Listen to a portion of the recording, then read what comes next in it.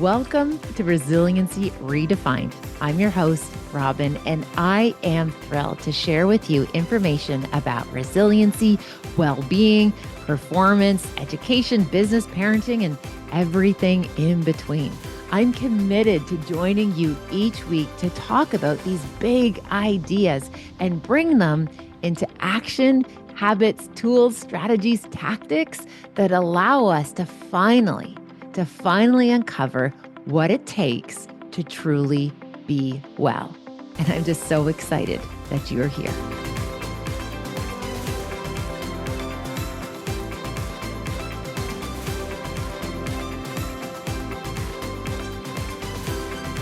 Hello. This is Robyne. And oh my goodness, once again, welcome. I'm so appreciative that you have hit play, that you are here to have this conversation with me, to be able to be part of this ongoing collective talking about all things resiliency and well-being. And again, it's not lost on me when I think of it, like all of like the bazillions of podcasts that are out there that you're choosing to spend time here. And I just want you to know I appreciate it like wholeheartedly. So this is episode 3, still wildly uncomfortable, not knowing exactly how to do it right, but trusting the process, that this is this messy middle that I'm going to continue to push through and try my best to learn from and learn all about. So again, I just appreciate this idea that we can be like a rookie at something, that we can start something new and not have it all dialed in and perfect before we share it with the world. And sometimes the fact that when we share the process versus just the final before and after pictures of something, I think can really be of service to many people who also might be feeling a wee bit nervous about putting their thing out into the world, despite the fact that the thing that you are willing to share and are able to share with the world, I wholeheartedly believe it's needed. And you're exactly the person who needs to do it. So whatever you're imagining, pushing forward and creating and co-creating, I hope you can embrace the messy middle as well, be a rookie as I am doing here with you on episode 3 of this podcast, which tentatively is still called Resiliency Redefined, as we reimagine what's possible when we think of the human condition and potential. So, last episode, we talked about the 5 pillars. This was the research that I introduced that I've been working with quite closely for so many years. And I wanted to take a deeper dive into each one of those pillars. And I thought today would be a perfect day to talk about belonging. One of the things that we see in this research is that the sense of belonging, sense of community is absolutely critical to our ability to be resilient. We are social creatures. We are designed to be in community. We're designed to like be able to like navigate the hard parts, the hard seasons when we are with our people, when we have those people around us. Now, what's so fascinating about the concept of belonging, that there's a construct in psychology in research that they use with children, and it's called the ACE scores. It's adverse childhood experience. And essentially how it works is the higher your ACE scores, being exposed to certain things during developmental seasons like childhood, the higher your ACE score, the more difficulty you will have being able to be a functional grown-up, right? So if you've been exposed to this as a child, the research says this is going to be harder for you to be a functioning adult. However, what is so incredible about this research is that it shows, though, that one caring, consistent champion can offer a hedge of protection around a child where they would not succumb to those outcomes because of that one person. That person in their world that looks after them. And sometimes perhaps it could be a family system member, it could be an auntie, it could be a cousin. Other times it could be an educator, it could be a coach, it could be a bus driver, it could be like a neighbor. It's that one person that won't let that child fall between the cracks. Like they won't get left behind. And why I share that as we talk about this construct of belonging is, to me, it speaks to the power of connection. The fact that when we are with our people, when we are with that person that sees us and holds space for us, we're like unstoppable.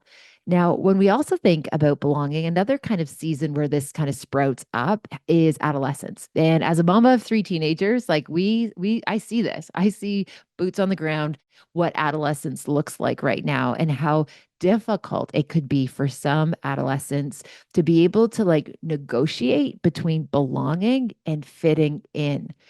And I think a lot of folks right now, maybe even grown-ups, are spending a lot of time trying to fit in, and very few are actually getting that deep sense of belonging. And that's why it is so important for our adolescents when they're navigating that season to be able to have that home team, that person in their corner that's going to hold them accountable. And as we age and as we develop and grow, one of the things that we see is like it doesn't have to be the same person for your whole life. People will kind of come in at different times, and we even know, for example, when we lose a primary attachment figure, right? That person might have been the person who was keeping you safe, made you feel secure, felt you felt resourced and well grounded. And then when you're separated from that person, it's going to be substantive. It's going to be like what we call like a mother wound, like a major injury. And there's hope that we develop other relationships and connections and sense of community that will actually, again, help us even get through that idea when we lose the people that matter most to us. Now, as we go into adulthood, again, this sense of connection, it just is as important, I would say, as it is during those developmental years. We need to have a home team where we can be like our messy selves, where we don't always have to be dialed in and on a point. Like we can just be seen for who we actually are and loved unconditionally, like accepted with all of those parts, the dark parts, the bright parts, and everything in between. And I recall years ago, I was interviewed on a podcast and somebody asked me, and it was around Valentine's Day, and they said, okay, so, Robyne, you're in, have this successful marriage. What was it about your partner that like you were first drawn to? And I didn't even like hesitate. And I said, well, I totally married Jeff because he was good for my nervous system.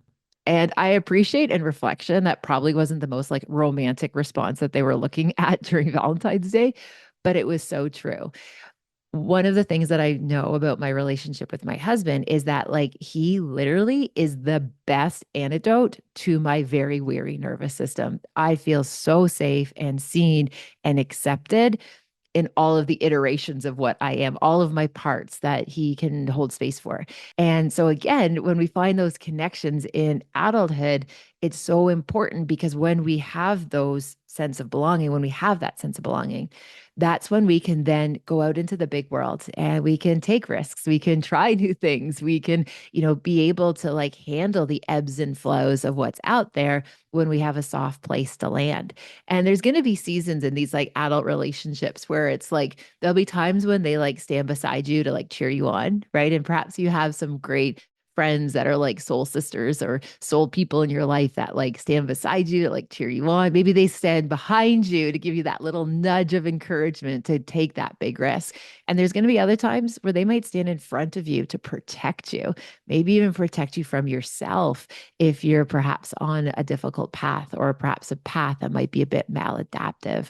So the relationships and our sense of community, our sense of connection is so vital for our capacity to be well, to be able to be resilient. Now, something else that I know about is it's really hard to make those type of connections in adulthood. Right. And I know for myself, as somebody who I went to several different high schools, I had a really tumultuous adolescence. I had really even difficulty in my first few programs that I did in post-secondary. Like I don't have that like tribe of friends that like have seen me since like toddlerhood all the way into middle adulthood. And I know sometimes for myself, I almost sometimes feel a little bit envious when I look at people who've had friends for decades because that wasn't available and because I personally was in such this place of like evolution and shifting. And again, because of my own experiences with trauma and recovery and like the people that I was friends with in adolescence, they definitely weren't coming with me into adulthood. I had to make some changes. And then when you go through, for example, big relationship shifts, usually like, yeah, I know when people say like, they separate things and it's 50-50. Well, often like our friends get separated and they kind of pick sides and it's hard to stay neutral natural to be Switzerland. So again, even after relationships ending, those persons that were part of my world for that particular time, they didn't come into the next iteration. And that's okay. And so, one of the big ideas I want to just hold space for us right now is it's okay if we haven't had friends that are consistent, the same group all the way through. Sometimes it is a bright blessing, and that's amazing that some people have it. I would say there's actually more people who don't have it, and that is okay.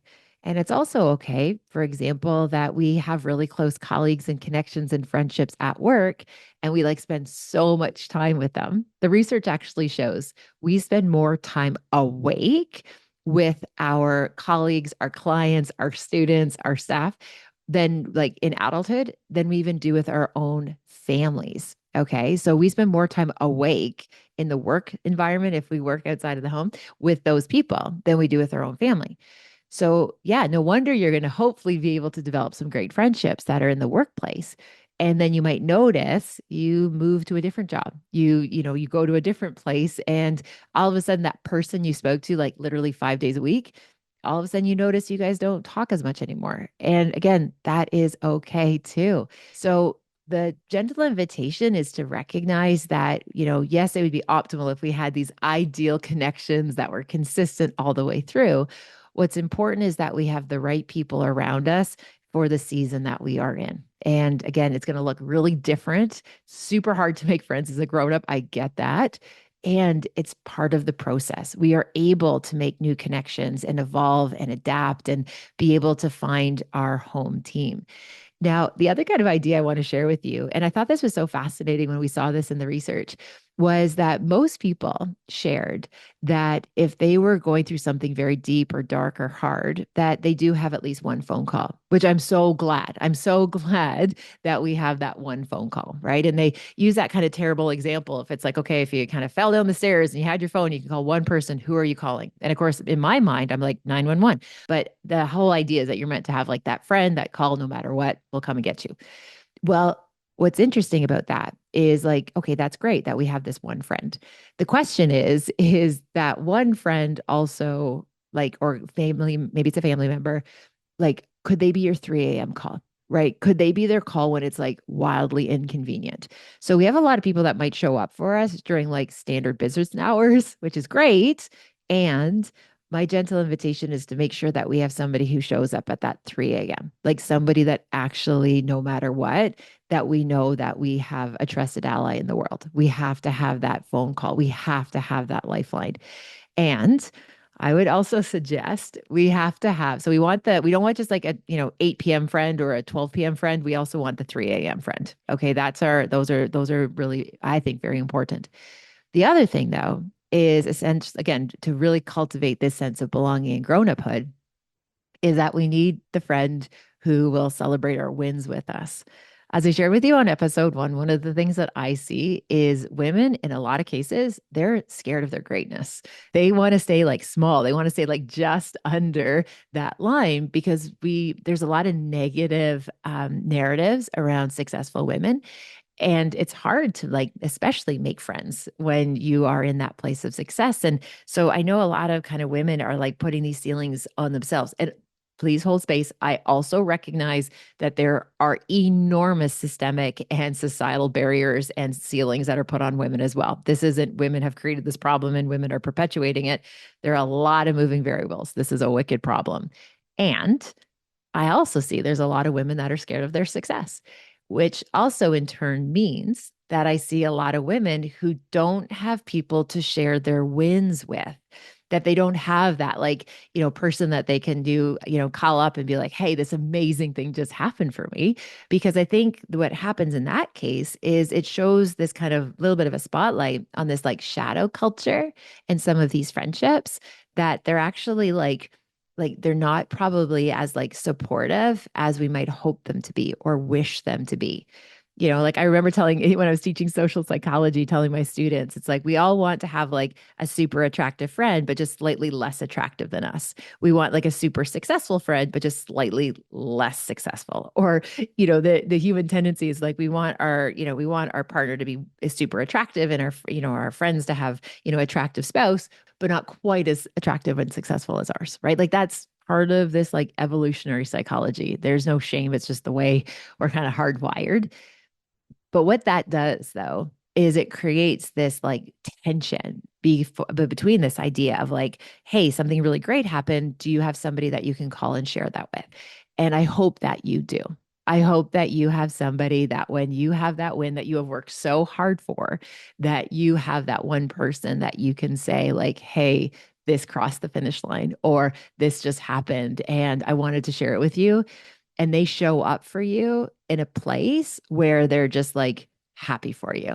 And I think it was like Oprah recently, she was asked about her relationship with Gail. And I think Gail and Oprah are just such a cool examples of these really strong women who found one another. And one of the things that I love that Oprah said about how her relationship with Gail was so successful is that Gail never wanted to be Oprah and Oprah didn't want to be Gail. They had very different aspirations and they were happy for each other because they were kind of doing their own thing and they knew who they were and what they were evolving and becoming. And there wasn't any competition. And Oprah said, you can't have friends that are jealous of you. And I just thought that was such a cool kind of snapshot of, this idea of this evolution of these friendships in terms of having people that genuinely want to see you succeed. So that's just like, and actually, my friend Jill and I, we kind of talk about this as like, this kind of like the hotline where it's like, hey, the celebratory hotline, we can chat, we can share that. And we also talk about the fact that we don't have a ton of people we can do that with. And so, and my friend Peter Katz also talks about how, like, it's really hard to find people who want to share in your success for your benefit. Okay. So, goodness, it's a lot coming at you. The sense of belonging. The other piece, and this is actually a gentle invitation because often when we think about belonging, we always think about like other people. And yes, that's part of the social connection. The other part that I want to invite you to think about is this idea about you belonging with yourself, like you being comfortable in your own skin, comfortable in your decisions, comfortable in your life, like so confident in you as who you are. Kind of this idea that like you know who you are and you know who you are not, and you're just like able to like be in that place of authenticity. And I know authenticity gets thrown around a lot right now. When we're around it, oh my gosh, you can feel it. Like you can sense it when it's just genuine and it's real and it's so refreshing in a world of like highlights. I just think authenticity is pretty powerful. Now, recently I was asked by somebody like, okay, where's your happy place, Robyne? Right? We're talking about, where is your happy place? Where do you go where you feel like happy, safe, secure, content, whatever you want to call it? And what was so remarkable is for a really long time, I used to have like places like kind of in my mind, right? Where I'd be like, oh, I can, imagine myself at the lake house. I can imagine myself on a beach. I can imagine myself, in these different places in the world. And I don't even know when this happened, but there was a shift because when I was asked that question not that long ago, I realized like my happy place is essentially wherever my feet are. That I am so appreciative that in my own work, in my own recovery, in my own work that I've navigated, is that now like I am just like content in my own body. Like I can turn inwards when the world gets too noisy, when things get too overwhelming, I'm able to like turn inwards and I can like tap into that place of security within myself. Now, my friends, I assure you that this is still a work in progress. This is something that I'm coming upon. It's something I'm working towards. And I also remember what it felt like to keep myself so busy. Like, I mean, from the moment my eyes like opened in the morning to the time I passed out, like 18, 20 hours later, I would keep myself so busy because I was essentially running away from myself. And you can't run away from your own 2 feet. Yet, for almost like, gosh, decades, I was so uncomfortable in my own person that I was like doing anything and everything to stay busy enough to be able to not have to like sit with myself. And it's exhausting, like psychologically, emotionally, spiritually, physically. It is exhausting. And anytime I would start to slow down, I noticed all these big pesky feelings would start to come up. And then I just get back to work. I get back to being busy because I just couldn't figure out how to like reconnect with myself, especially after many, many years of trauma. So, having said all of these things, the big idea I want to share with you on this episode is belonging is so important. We are social beings. We're meant to be in community 100%. And there's amazing research that talks about why this is so important. The piece that I think is so often missing, and what's my kind of contribution to this conversation, is the importance of belonging within yourself. That doesn't mean we're lone wolves. That doesn't mean we have to carry the weight of the world alone with our two hands. What it means is that we get to a point where we accept who we are, we know who we are not, and trust, like in our bones, that we're enough, that we are exactly where we need to be, who we are. And yes, we always are in an iteration of evolution, 100%. And where we are okay right now is good. And I trust that where you are right now is exactly where you need to be. If something's ahead for you in your future, remember, if it's meant for you, it won't miss you. So you're exactly on course. The question is as we're on course, can we ensure that we're like really present? We're present with ourselves, with our community. And the last little takeaway I'll share with you here, because I'm mindful we're coming up to the 20 minutes and the 20 minutes feels like the sweet spot so far, is it was based on the writing of Dr. Toni Morrison, who is just such an amazing writer and thinker. And this was this little piece about connection that has like spoke to me my whole life. And I've brought it into the lives raising my children. And it's this one connection practice, which I think, again, speaks to belonging. It's this: when you reunite with your loved ones, whoever is your home team, and the more like motley crew mashed up your home team, I think the better. When you reconnect with that crew, I want your face to light up. That's what she wrote. Have your face light up. Now, a wee while ago, it was awesome. Jax was coming home and I stopped what I was doing to like welcome him in the house. And he just happened to have a friend coming with him. And all of a sudden I stopped what I was doing to welcome the boys into the house. We had a little chit chat and then they went around the corner and I heard his friend say to Jax, he said, "Jax, dude, your mom is like the golden retriever of mothers. Like, holy goodness, does she ever get excited to see you?" And Jax said, "Yeah, she's always done that. And it feels really good." So my friends, even though I'm just connecting with you on perhaps on audio or if maybe you are watching this on YouTube, however you're interacting with this content, I just want you to know every time I know that you're out there, like my face is lighting up. I'm just so excited that our paths have crossed. And my invitation is to take that joy, that excited to see one another and share it with the people who matter most with you. And I think that works. So, my friends, take good care. I'll connect with you again soon. And thank you. Thank you. Thank you for taking time to hit play. It means the world to me that we can be doing this together. I'm glad you're here. Bye for now. Thank you for spending time with this podcast episode today. I hope you found something helpful in Resiliency Redefined. Please feel free to share it with somebody who you might think could benefit. Maybe there was something useful, something in particular that you think you could pay forward. Also, if you have a moment, please feel free to rate and review this podcast wherever you like to listen to your podcast. It means the world to me. And again, thanks for your time. Thank you for your interest. Take good care, and I'll see you next time.